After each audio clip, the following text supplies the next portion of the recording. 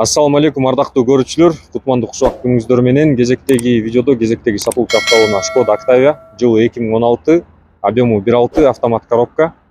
Машинанын пробеги 338 миң километр, базы 680 миң рубль.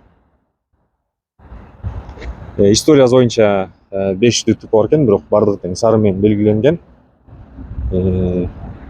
Машинаны бир сыра көргөзөйүн, сыртын, ичин.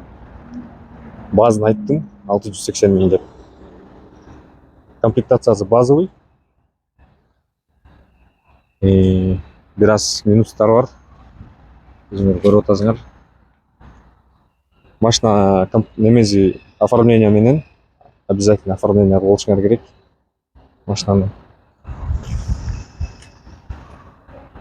жакшылап көрүп алган машинаны.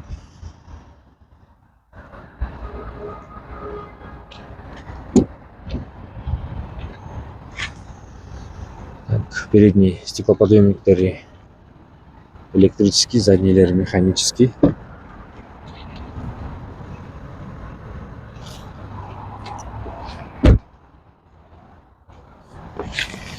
Так, мынакей пробеги 338 миң.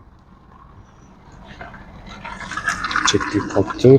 Бул жеринде кичинекей монитор бар экен. Подогрев бар экен. Подогрев сиденьянын. И кондиционер. AUX USB бар экен. Ушундай достор, видеонун описаниясындагы номерлерге чалып, машина тууралуу сүйлөшүп байланышсаңар болот. Видеонун описаниясында жазылып турат номер. Реклама боюнча экрандагы номерлерге чалып байланышсаңар болот. Бул видеого лайк басып, комментарий калтырып койгула. Бул видео менен бөлүшүп койгула. Кийинки видеолордон көрүшкөнчө, ассаламу алейкум.